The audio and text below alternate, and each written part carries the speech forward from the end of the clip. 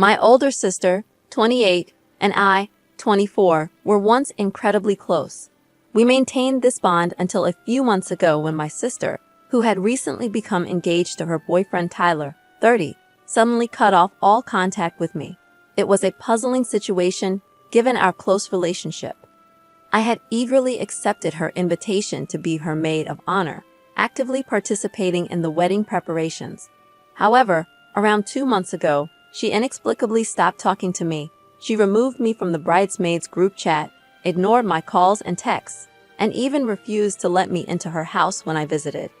The lack of communication and her unexplained behavior left me hurt and confused. My parents were as clueless as I was about this sudden change in her behavior. Despite the silence, I tried to carry on with my life, but her actions continued to weigh on my mind. The final blow came when the wedding invitations arrived, and I did not receive one. It shattered me emotionally, as my sister and I had been inseparable growing up. Still, I respected her wishes and didn't confront her about it. Yesterday, my sister got married, and my emotional state was at its lowest. I spent the day in bed, drowning my feelings in food, feeling awful for not being there as her maid of honor, as we had planned. Then, an unexpected call from my mother brought some clarity. During her wedding speech, my sister mentioned me and accused me of trying to steal Tyler from her at their engagement party. She joked about how I had a history of taking her things, but assumed I would stop at clothes and not go after her future husband. This revelation made everyone uncomfortable, and my mother was furious. I tried to explain to my mother that I hadn't done any such thing, but she was too upset to listen to me. She was angrier with my sister for airing our dirty laundry in front of our family and friends. Since she couldn't confront my sister on her wedding day, I bore the brunt of her anger. Finally, I realized why my sister had cut me out of her life, and I placed the blame on Tyler. A few days before the silent treatment began, I had attended my sister's engagement party, wearing a lavender dress she had bought for me. I had enjoyed some drinks, including champagne, and found myself feeling quite drunk. I refrained from questioning Tyler's intentions when he asked me to accompany him to the kitchen for more snacks. Although I found it odd that he chose me over my sister, I brushed it off as a minor detail. In the kitchen, he complimented my appearance in my dress, and I thanked him. That's when he started suggesting that I didn't need to dress up to catch his attention, implying that I could attract him effortlessly. In my drunken state, I attempted to diffuse the situation with a sarcastic remark, stating that it was my intention all along. I meant it as a joke, but Tyler seemed to take it seriously, staring at me intensely. Just then, my sister walked in, seemingly cheerful, and ushered us out, urging us to enjoy ourselves. I didn't think much of the incident at that time, but looking back, I realized that this might have been the reason for her anger. I regret not addressing it then and there, but I never thought my sister would believe I was flirting with her fiancé. I would never do something like that to her or anyone else. I blame the alcohol for my lapse in judgment. I wish my sister had confronted me about it instead of cutting me out of her life without an explanation. If she had given me a chance to explain, this whole situation could have been avoided. I hold Tyler responsible for the mess, as he was the one flirting with me at his own engagement party. If anyone should have been cut out of her life, it should have been him, not me. Now that I understand the reason for her anger, I'm torn between feeling foolish for my sarcastic response and frustrated that my sister didn't talk to me about it. I'm uncertain how to proceed, especially since I now know the truth about what happened that night. Eventually, after my mother's persistent efforts, my sister agreed to meet me for lunch, and I invited her to my house, hoping to finally resolve this misunderstanding. I hesitated to discuss the matter in front of Tyler. The atmosphere was tense, and my sister appeared distant, which stung a little. Yet, I understood her aloofness now. Despite my understanding, I was put off by the fact that she hadn't bothered to talk to me earlier about what she'd heard. As soon as we were seated, I didn't waste a moment and swiftly apologized for my sarcastic comment at the party. I clarified that I was incredibly drunk and had intended it as a joke. I emphasized that I would never do anything so disrespectful to her, and I had zero interest in Tyler. The conversation that day had been initiated by Tyler, and I had attempted to lighten the intensity with humor, given my shock at his advances and my intoxicated state. While explaining, my sister looked increasingly perplexed and interjected, claiming she thought I had initiated the conversation. Apparently, after the party, she confronted Tyler, who concocted a story where he painted me as the aggressor. He alleged that he flirted with me that one time because he was afraid I might harm myself or create a scene in my drunken state. To validate his story, he showed her a selfie he had downloaded from my Facebook account, falsely claiming I had sent it to him. According to him, I had been persistently texting him, making him uncomfortable for months. He said today's incident was the final straw. He even shed a few tears to enhance his act, which my sister, unfortunately, fell for. I displayed my inbox, revealing the truth about my limited interactions with Tyler. As I shared this, my sister appeared utterly disoriented, caught between believing her sister and the manipulative tale spun by Tyler. Ordinarily, I would have expected her to unquestioningly trust me, being her sister. However, the situation had become painfully complicated. My sister had just married a man who, as it turned out, had been deceiving her all along, even to the point of lying about me. She felt like her entire world had been turned upside down, and I empathized deeply with her situation. I regretted not being forthright with her that day, choosing instead to avoid confrontation. I knew that if I had spoken up then, this entire mess could have been avoided. Once the truth came out, my sister didn't say much and left, but I understood the turmoil she was going through. Ultimately, the decision of whom to believe rested with her, and I respected that. I had done my part by sharing my side of the story, the truth. Now, all I could do was hope for a positive resolution for both of us. As for Tyler, I had no sympathy for him. He could go to hell, as far as I was concerned. The last time I talked to my sister was a devastating experience for her, realizing that her husband might not have been truthful and that she could be with the wrong person was a harsh reality. That was 3 days ago, and since then, significant developments occurred. My sister confronted Tyler about his claims regarding me hitting on him. Initially, he vehemently denied it, labeling me a liar with no morals, accusing me of attempting to break them up. However, under my sister's persistent questioning, he eventually confessed. He admitted fabricating the entire story that night, shifting the blame onto me. He tried to pass it off as a drunken mistake, but his lie unraveled. Tyler had intentionally flirted with me, sober and fully aware, initiating the inappropriate conversation that my sister had overheard.